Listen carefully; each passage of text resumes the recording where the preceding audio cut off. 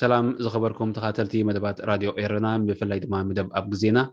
زي وتر عربي بزي ساعات زي سفنو مدب أب جزينا يو أنا دما أدلاونا قرابن ششاي قبر هندسي نلمي عدم ألوني عدمي تسجز أب كيروس كاب نرويو نلوم عن تخنزار بقولو تبجسنا يوزلنا حسابات بزعبا منجستي أب سدت زبليو إيرتراوان أب دجز ركوبو أب دج أب سدت منجستي نخو قبرو ببزحات كزربلو قنيلو تصحف كم مجمرتها بحاو صالح يونس تصحف ايو قصيلون بزحات سبات قال مدي غيروم نت حسابات زقاومن زدغفون الله حجي دما صغزا بمساي الله نسو زلو مرداتا امنت حسابات دغفو يتقامو خن عللينا صغزا بعدمي خبيركا بمصخا زي مسغنكا بقطتا نبحتي كاتيه اندحر دحمس نفسك لالن اشتتلكا خاني عدلك بكا ناي صقامير لنا بتحتوتات تاعتنا حيش مثلني نتي سمع زقدستي حساباتي مرتي والقصبه مثلنا سلازي نا بتحتوتات ما تنقلنا شيء صبو يغني يلي بمجمرتا اتي اب سدت منغستي اب سدت زبل بخمي تريو راي تصبغون مسرتاون حتي يا مجمرتا يغني لنا يسخون خلاي غزي ابز مدب كعدم كحسابك سلاز قابزكاني بريسم عني غني لي نابت حتى خسقر نهار كوينه تي منغستي اب سدت وي government in exile زبل زي ابز حالف خلت ورهي خاب فبراير تحيزو مالت حساباي نبرن مالت هيكونن كن بازينا نذنقو صحافاي انتلكتوال صالح يونس تي حساب بازي مقلل منقدي ولا ناتي هيكونن انتبلو ابز وانزي سوزبغوس حسابي ولا الحريو دحر بايتان تحلو لازم نعو كريديت ماب تبغوا كاين سمعني حاجه ነገር ክግበር ሰለስተ ነገራት ይኸማለ ዘሎ ግዜ ክፈቅደሉ ትቦታ ክፈቅደሉ ኩነታት ክፈቅዳሉ እዚን ሰለስተ ነገራት እንድሕዝ የለዋ ኮይነን ዋላ እንተ ሓሰብካ ዋላ እንተ ደለኻ ኣይከውንን ማለት ሓሳብቲ ኮይና በኣ ትተርፍ ግዜ ተሓፅራ ማለት ወይ ኩነታት ኣይፍቅደላ ስለዚ እዚ ሓሳብ እዚ ዋላ ሓው ሳሊሕ ዮኑስ أقدمهم بزحات سبات زلعلو ولا كنت نبره أنا حجي حدش يكون أوريجينال زي كون حجي زمت أيدي حساب زغلته بتحتنان بمغلولنتن أنت هنا جن أنت هاي مزميز خوين الرأيني يتزلوا خناتات يتزلوا جزية يتزلوا تنسلستنا قرات حجي زرعين كوين يسمعني كل سبق عن زر زلوا خوين يسمعنا عنون مالتي سلازي تحسب بعابي يخنو سدخلنا منقسي أفسدت يدلينا بساعات مخنياتو أبعدنا فيلد ستيتي زلنا ودوق سرعات زلنا انتهي سلمنتهي ودوق سرعات كوينو خمتون خلوت هاجرات إن حد حدو زي بالع تسب منقص لزلا يكونن انتهي دا تحبرت تسب تزلونات سوشيال فابريكس ويكات ناتو بهلاون محبراون هيمانتاون متأسسار حد كبالع سلا زي يفكر حد كتهانا خو سلا زي يفكر مبر ناي بحقي سررع زلو منقستن من محدان سلا زلو يكونن كوم إلو سرير زلو سلاز منقست سلا زي بلنا بعدنا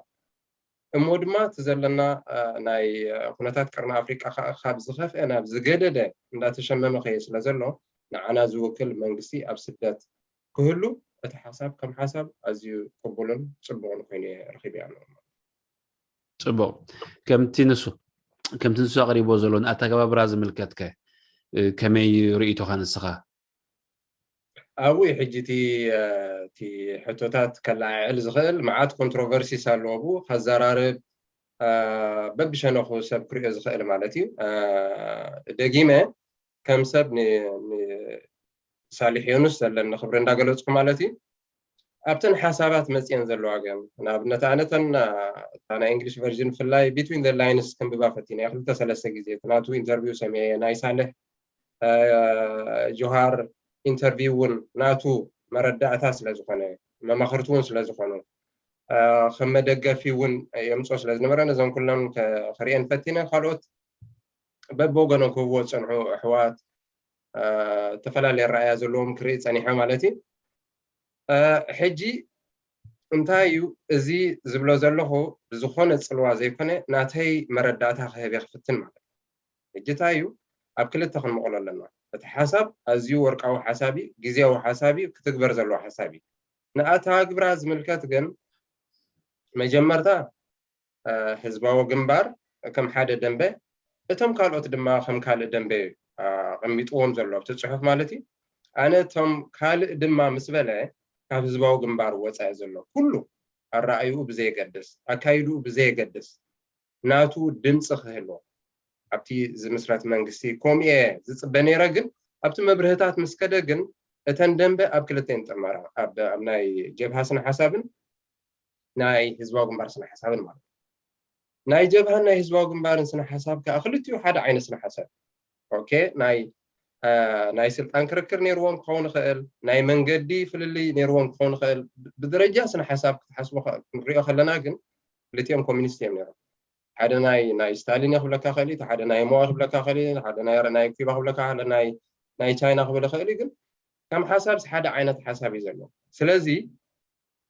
بايديولوجي بسكول اوف ثوت نحر حاسبه ما فهمت بعد صالح جوهر زبلوز نبره سكول اوف ثوت ناتهم حدا سلازي نزيهم حدا دنبه خوينهم اتخالق كابزو وصا زلو دما نناتو حسابات حيزو ابتز مسرات منغستي كمص يزصبه ማለት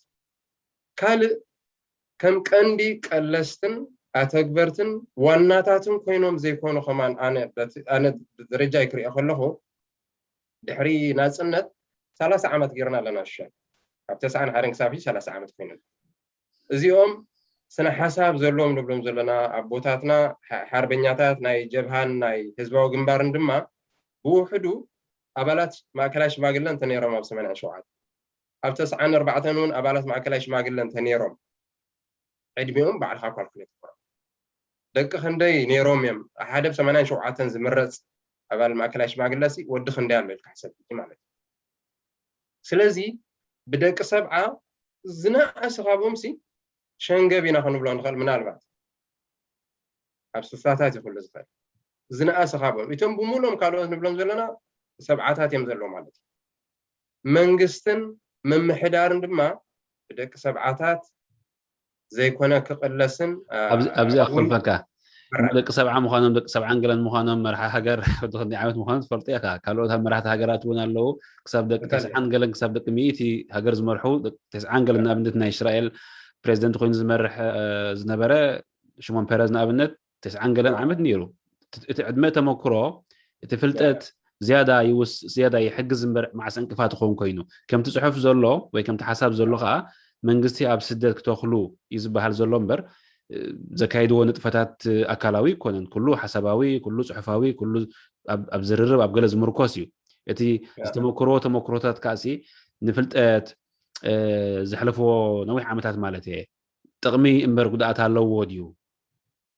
ናይ ኣይኮነን ብኡ ደረጃ ኮንኩን ዝርአ ዘሎ ኸኣነ ኣነ እቲ ዋንነት ኩሉ ግዜ ነተመሰጋገሩ ወለዶ ክንህቦ ጽቡቕ እዩ مسجاجر ولده زبلا زلخو 4 5 كل جزء دلدل مالتي نايت قدمي صنحه تمكرو بزغبا قسيملو نايت بدحري السعب زلو تمكرو دما كهبو دلوي كما حلال فلو دلوي زيوم سبا زيوم تايم بولكو انا بزح تمكرو يزلوم ابقالس بزح تمكرو لهم امم حدار جن مالسي اما نكو يتصقمنا نمبر هاجر كمرخو خمزه يقولوا بجبراري امناي مالتي زياري ناينا እዞም ንብሎም ዘለና ኣብ ደገ ዘለው ዓበይቲ ኣቦታትና ሓርበኛታት እውን ኣካል ናይቲ ዝዓበየ መንግስቲ እዮም ነይሮም ማለት እዩ ንሳቶም ዘለሉ ኣብ ዘለውሉ ኣብ ዝነበሩሉ እዋን እንኮላዩ እቲ ናይ ኤርትራ ምሕደራ ዝኸፍአ ነይሩ ማለት እዩ ጽቡቕ ነይሩ ክንብል ኣይንኽእልና ስለዚ ከምዚ እንድሕር ደኣ ኮይኑ ኣካል ናይቲ ዝቀውም መንግስቲ ምዃኖም ኣይኮነን ስለ ኣካል ናይቲ ዝቀውም መንግስቲ ክኾኑ ግን እቲ ተረኦም ኣብ ሜንተር ክሕፀር ኣለዎ ኣብ ምውራስ ተመክሮ ክሕፀር ኣለዎ ሽግራት ተነይሩ ነዚ ሽግራት እዚ በዚ ክንኣልየሎና ኣብ ምባል ክሕፀር ኣለዎ ጠቕላላ ጠቕሊልካ ንጀብሃን ንሻዕብያን መንግስቲ ክምስርቱ ነቲ ካልኻ ከም ተዓዛቢ ኣብቲ ዝምስረት መንግስቲ ምስታፍ ግን እቲ ረብሑ በየን ይኽረእ ዝኽእል እስያታ ተሕቶ ክትለዓል ዘለዋ ግን ኣካል ናይቲ ቀውም ዝድለ ዘሎ መንግስቲ ከም ሰቦም ማለት ከምቶም ካልኦት ውድባት ከም ካልኦት ምንቅስቃሳት ከምቶም ካልኦት ኣብቲ መፅእ ዘሎ መንግስቲ መሰጋገሪ ንብሎ ዘለና መንግስቲ ክህልው ዘለዎም ሰባት ክህልው ግድነት እዩ ምክንያቱ ክንከስበሎም ከውርሱና ዝግባእ መዓት ነገራት ኣሎ ሕማቅን ፅቡቅን ማለት ስለዚ ኮነ ግን ንዕኦም ጠቕሊልና ተሂብናይ ምንታይ ኢለውጥ ዝኮንከ ፅቡቅ እቲ ሓሳባት ከም ዝተረዳእኾን ከም ዘንበብክዎን ነዞም ሰባት እዚኦም ነቲ መንግስቲ ከቆምዎ ዝተደረኸሉ ምክንያት እሱ ይጠቅስ ኣብቲ ዝነበረ ጉባኤ ሳልሳይ ውድባዊ ጉባኤ ተካይዱ ህዝባዊ ግንባር 94 ሕጂ ከዓ ራብዓይ ውድባዊ ጉባኤ ይካየድ እዚ ንምንታይ ሕግዝ ይብል ኣሎ ንሱ ነቲ መን እዩ መንግስቲ መን መሪፁ መንግስቲ ከቆም ኣብ ስደት ዝብል ሕቶ ይምልስ ኣሎ እንድሕር ደኣኒ ነዚ ተቃውሞ ኣለካ ኮይኑ ብኸመይ ኣገባቢ ክምረፅ እቲ ኣብ ስደት ክኸውን ኣለዎ ዝበሃል ዘሎ መንግስትስ ብኸመይ ኣገባቢ ክምረፅ ብኸመይ ኣገባቢ ክከናወን ኢልካ ተኣምን ንስኻ ንሱ ሓንቲ ነገር መሊሱ ኣሎ መን ክመርፆ ዘይኮና ንብል ዘለና ሲ ንኣብነት ህዝባዊ ግንባር ራብዓይ ውድባዊ ጉባኤ የካይድ እሱ ብኡ ይወፅእ እሞኒ ካብኡ ዝወፀ ናይ ጀባኻ ካብኡ ዝወፁ መንግስቲ የቆም ይብል ኣሎ ሕጂ ካልእ መካኒዝም እንታይ ኣሎ ትብሎ እንድሕር ስኻ ተቃዊምካዮ ነዚ ናይ ክንፈላለየን ሹሻይ ነዚአን ኣይተቃወም ኮንን ኣነ እዚአን ናይ ውድባት እየን ማለት እዩ ጀብሃን ሻዕብያን ውድባት እየን ሕጂ ህዝባዊ ግንባር በዚ ዝበሎ ኣገባብ ጉባኤኡ ክገብር ክእል ማለት እዩ ከም ናይ ጀብሃ ዝብሎም ዘለውን በዚ ዝብሎ ኣገባብ ጉባኤም ገብሩ ክእል እዮም መወዳእታ ግን ናይ መንግስቲ ሃገር መንግስቲ ዘይኮኑ ክምስርቱ በዚ ኣገባብ እዚ ውድባዊ ጉባኤም ከሰላስሉ ክእል እዮም ማለት እዩ ድሕሪኡ መንግስቲ ምምስራት ክመፅእ ይብል ኣሎ ንሱ ኣብ ኣንዲ ክመፅእ እተን ካልኦት ውድባት ከዓ በዛ ኣገባብ እዚ ጉባኤ ዘይገበራ እንድሕር ኣለዎ ኮይናን ጉባኤ ንገብራ ምንቅስቃሳት ኣለውን ጉባኤ ዘይገበራ እንተለዋ ጉባኤ ንገብራ ድሕሪኡ ኣብቲ ሓፈሻዊ ዝምስረት መሰጋገሪ ሃገራዊ መንግስቲ ነናቶም ድምፅን ነናቶም ውክልናን ሒዞም እዮም በዛ ኣገባብ እዚ ክምስረት ዘለዎ ሓቋፊ ክኸውን ድሕር ኮይኑ ማለት ከዘይ ኮይኑ ግን ከምቲ ሓውሳል ሕንሱን ኢልዎ ዘሎ ባሪየርቲ ኢንትሪ ዝብል ቃል ተጠቂሙሉ ኣሎ ማለት ምዕጋት ንዘይምእታው ማለት እዩ ማለት ከምዚ ሓፁር ምግባር ሕጂ ነዚ መሰጋገሪ መንግስቲ እዚ ብጀብሃን ሻዕብያን ይክምስረት ተይልናዮ ገና ብስደት ከለና ሓፁር ንገብር ኣለና ማለት ከም ካልኦት ከ እዚአን ክልተ ዘንቢል ንውሰደ ናይ ጀብሃን ናይ ሻዕብያን ንኩላትና ዝውክላ ዘንቢልን ኣብ ግዜአን ኣብዚ ሰዓት እዚ ድማ ምስ ሕማቐንን ምስ ፅቡቆንን ኣብ ናይ ታሪክ ቦታ ሒዘን ከም ብህይወት ዘለዉ ከዓ ከም ኣማኸርቲ እንተዘይኮነ እውን ከም ስቴክ ሆልደርስ ዝብል ቃል ክጥቀም ደስ ብለኒ ከም ስቴክ ሆልደርስ ከም መሻርክቲ ኣትዮም ኣብቲ ዝምስረት መንግስቲ ተረኦም ከበርኩት እምበር ቀለስቲ ክኾኑ ሓቋፊ ይኮነን ባሪየርቲ ኢንትረስቲ ገና ሕጂ ምስረት ኣሎ ማለት ምክንያቱ እሱ እንታይ ጠቂስዎ ዘሎ ኣሽሓት ሰባት ኣለዉ ሻዕብያ ቀደም ሻዕብያ ሎሚ ሻዕብያ ንዘለኣለም ዝብሉ ኣሽሓት ሰባት ከዓ ኣለዉ ሻዕብያ ይውክለና ዝብሉ ጀብሃት ውክለና ዝብሉ ከዓ ኣለዉ ኣሽሓት ሰባት ከዓ ኣለዉ እዚአን ክልቲአን ውድባት እዚአን ኣይውክላና ዝብሉ ማለት ስለዚ ነዚኦም ኣሽሓት ሰባት እዚኦም ከዓ ባሪየርቲ ኢንትሪ ይፍጠር ኣሎ ማለት እዩ ገና እቲ መንግስቲ ክቀውም እንዳተባሃለ ከሎ ማለት እዩ ስለዚ ኣነ ምስ ኩሉ እቲ ሰናይ ተበግሶ ምስቲ ወርቃዊ ሓሳብ ምዃኑ ብውሕዱ ንሕና ካልእን ክትግበር ዘይሓሰቦ መፍትሕታት ሒዙ መፂ ኣሎ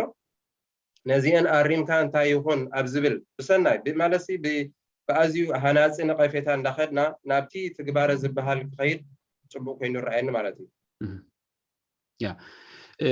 ካልእ እቲ ዝመፅእ ዝነበረ ምክንያታት ወይ ከም መዳርዒ ሓሳባት ልዕሊ ጀብሃን ሻዕብያን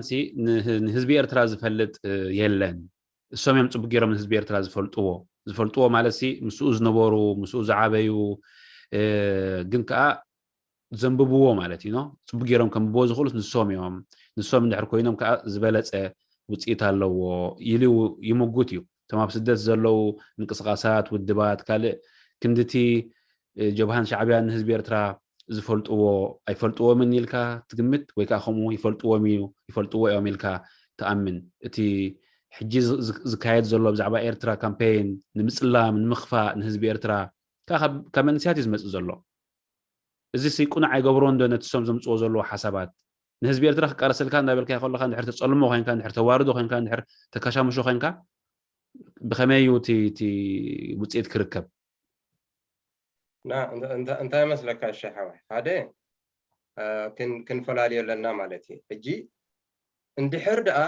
ከምዚ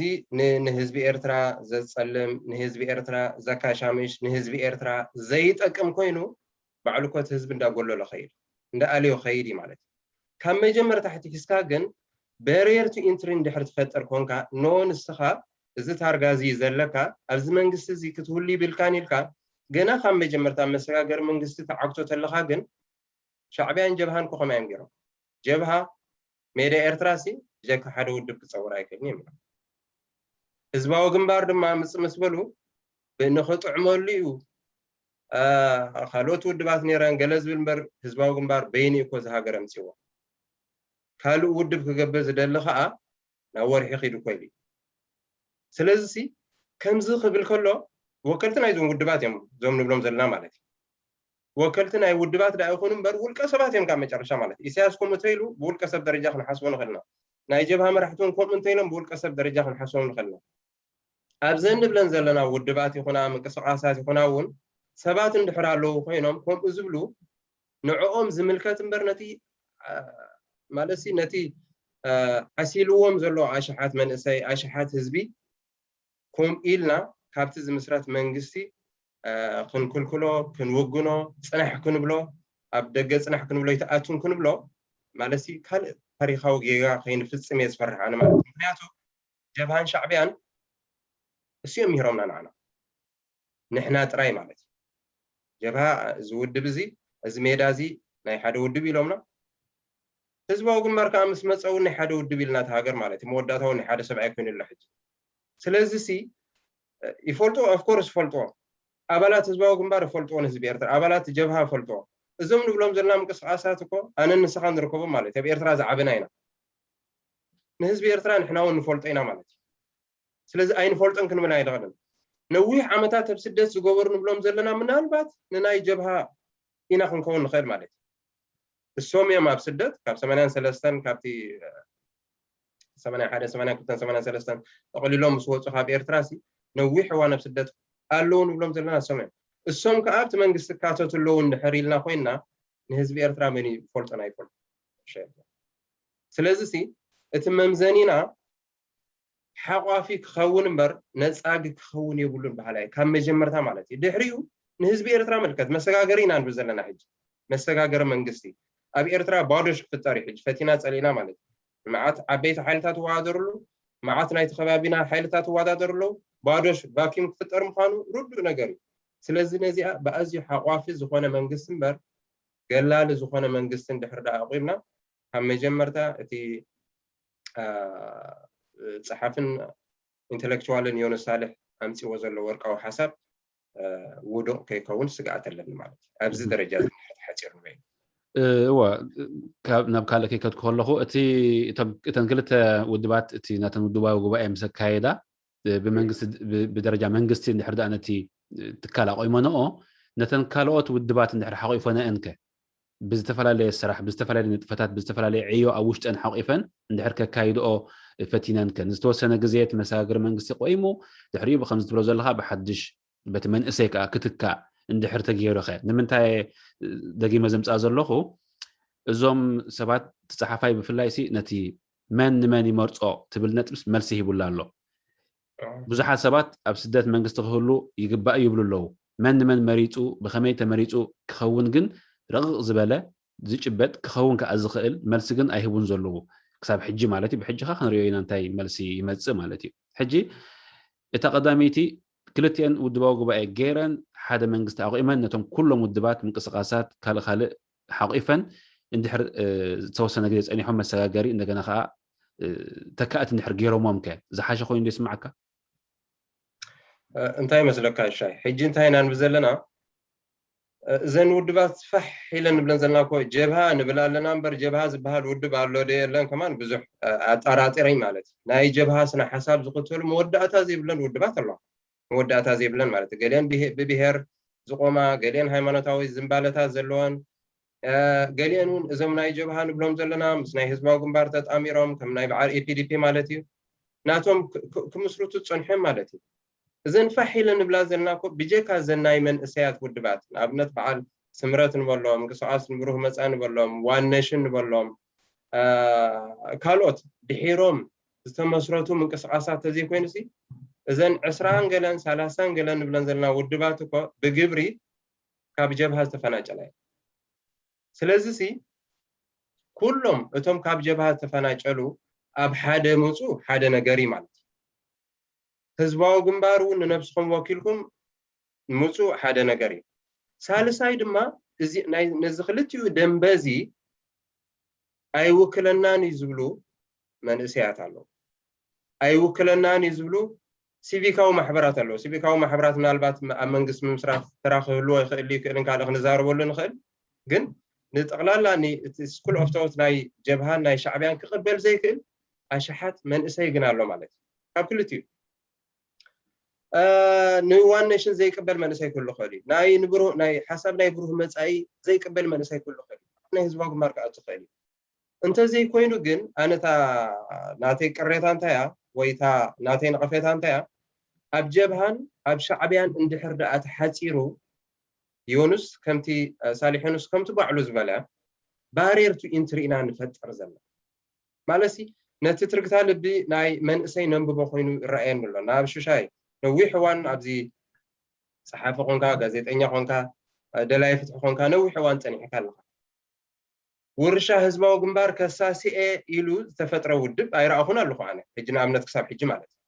اي حزباو جنبار سن حسابي زتكبر اي غازيان منقصاص ني ركوب كومسات عين زمسل كن انا حزباو جنباري سكول اوف توت ناي حزباو جنباري زوكليلو زتودبه من اسير انا نخسب زتطلم حدرخ بلنا خيلي كن سكول اوف توت سنا حسابنا حزباو جنبار كن ازيو نزي اذا تكبر زبلنا يلا ስለዚህ ነዚህ ሰብ እዚ ነዚህ ሸሓት መንእሰይ ሳቤና ነው ምጥዘለ እሱ ኮይቲ ትሕቶ ማለት ስነ ሐሳብና ህዝባዊ ግንባር ነዛን ሪኣ ዘለና ኤርትራን ድሕርዳ ፈጢሩ ኮይኑ ደፎቲ ናጽነት ገለሱ ካለ አርስቲ ከውን ግን ብስነ ሐሳብ ደረጃ ማለት ብስነ ሐሳብ ደረጃ ንውልቀ መላኽን ድሕራፍሪ ብስነ ሐሳብ ደረጃ ንመንእሰያ ዘጽነት እንድሕርዳ ኮይኑ ብስነ ሐሳብ ደረጃ ምስ ጎረባብት ዘናቆት እንድሕር ኮይኑ ايناي سكول اوف توت يخسبع اسلو زسبب ስለዚህ ሻዕቢያን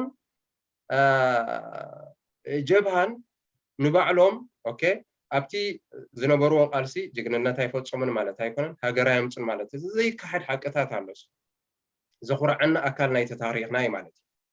አው መስከዱ ጅግንነት አይፈጽሙን ማለት አይኮነን ግን እንታይ ዝባሃል ከምዚ ማለሲ ሰብ ዝወፍር ናጽነት ከምጽኢሉ ይዝኸይድ እምበር ጅግንነት ፍጽም ኢሉ ይኮነን ነበር ሓሳይ ኣብቲ መስርሕ ናይቲ ቃልሲ ኢኻ ጅግንነት ፍጽም ማለት ስለዚኦም ጆጋኑ ኣቦታትና እዮም ናቶም ታሪኽ ኣለዎም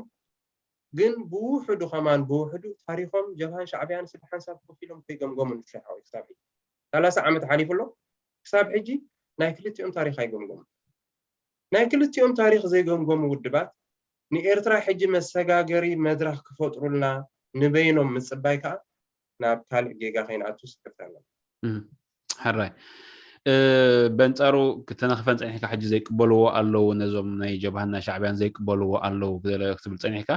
زيقبلوا طرح زيكون طقللاون كتفك كحسس كدمسس دليوون الله بجراش اي نقبلون كنسمعون دلن زوم سبات زيوم زوم ودبات زيوم زبلون الله